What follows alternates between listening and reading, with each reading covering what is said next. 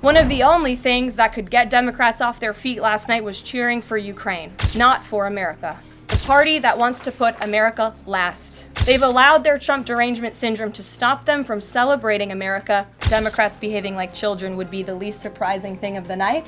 If Joe Biden had done that, they all would have been on their feet, but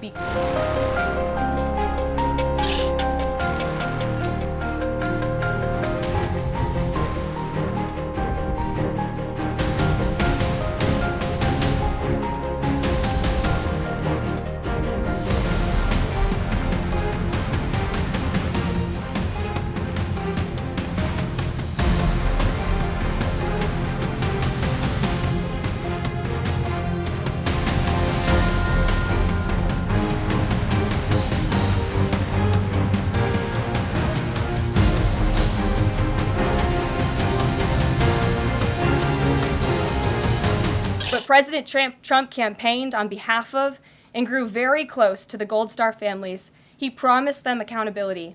And last night, he kept his promise. He spoke to those Gold Star families yesterday, ahead of his speech, in an incredibly heartwarming call to share this incredible news. And as President Trump asked in his speech last night, how could anyone possibly be opposed to any of this action that he is taking? Well, apparently, the modern-day Democrat Party could. The behavior of Democrats last night was completely disgraceful and demonstrated how severely out of touch they are with the American public.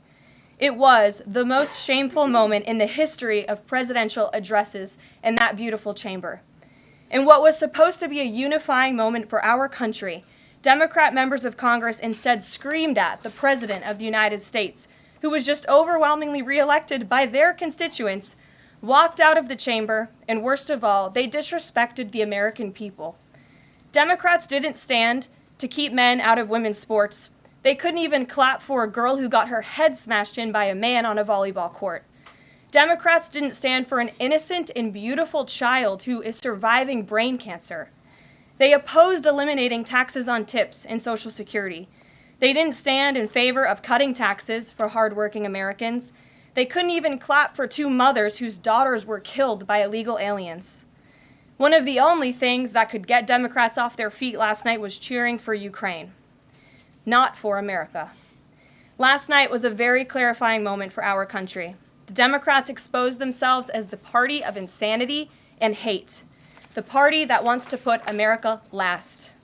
They've allowed their Trump derangement syndrome to stop them from celebrating America and our people, and we will not allow them to forget that. So I gave a quote to one of the media outlets in this room yesterday that Democrats behaving like children would be the least surprising thing of the night. And unfortunately, that quote did turn out to be true. I think the president and everyone, frankly, was surprised by the Democrats refusing to stand for not the president's policies, because frankly, we expected that, but for the everyday Americans who President Trump was shining a light on their stories.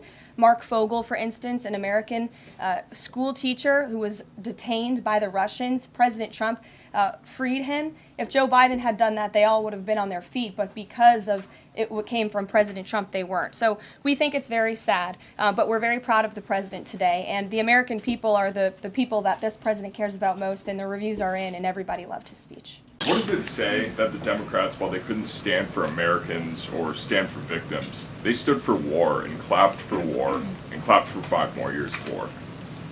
Yeah, the president addressed that last night, I think, when he called out Senator Elizabeth Warren and said that, again, as I said in my opening speech, very telling that the Democrats refused to clap for American people and American interests and American priorities, but they did clap for the country of Ukraine, which, by the way, the president's working very hard to end that war. So Democrats should be applauding him for actually doing something about it. Follow up on that if I Sure. can. You've spoken recently about how what happened in the Oval Office last week gave Americans an inside look into behind-the-scenes discussions with Zelensky.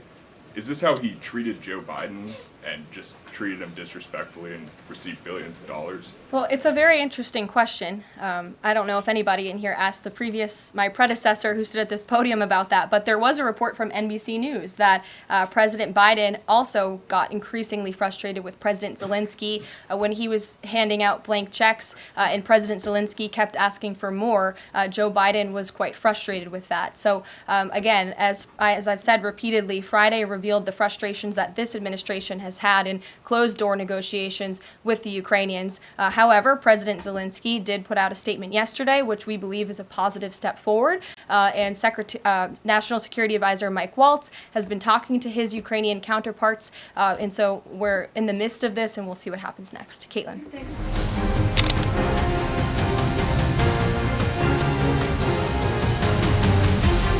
Well, the Department of Education has sued the state of Maine. As you know, there's ongoing litigation. The president has made a commitment to ensure that states are being held accountable if they continue to allow men and women's sports, which he believes is an egregious violation of taxpayer dollars. And so that fight continues, and the president won't back down. Again, this is a common sense policy.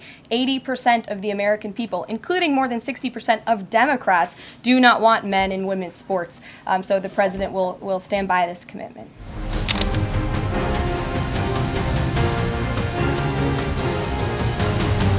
We know that some officials here were miffed that Zelensky showed up last week without a suit for his meeting in the Oval Office, but Elon Musk never wears a suit. He did last night. So what is the dress code? Well, Elon Musk wore a suit last night. I'm sure you saw it. Was he spooked by the Zelensky getting kicked out? No, I don't think so. I'm just pointing out that he did wear a suit last night, and I think the president liked that very much, and he looked great.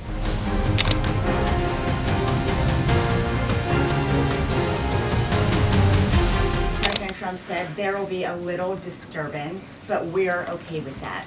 Can you put a dollar figure amount on how much the average American family should expect to pay as this disturbance? And why should Americans be okay with that when so many are already struggling to pay the bills? Well, first of all, last night, the president told the truth.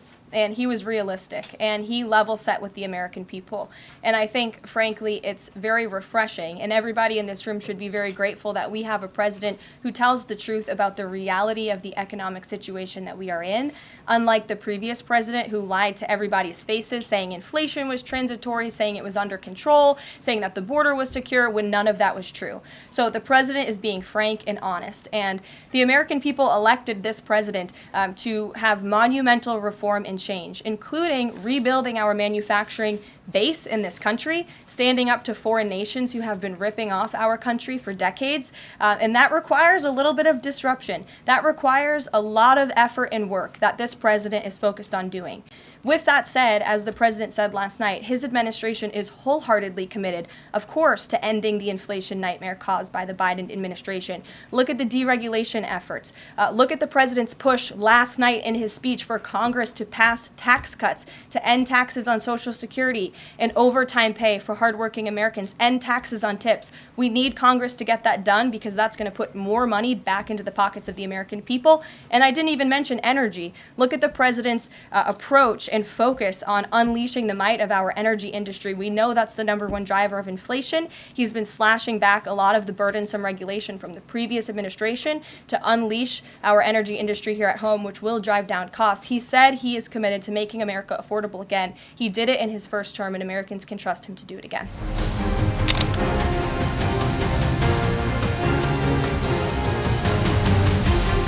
The president has been very tough on China, not just now with 20% and more with the reciprocal tariffs that will hit on April 2nd, but look at what he did in his first term. There were billions of dollars worth of tariffs that he implemented on China, and it's quite telling that the previous administration did not rescind those tariffs because they realized the value that they had in not only deterring China, but also raising revenue here in the United States.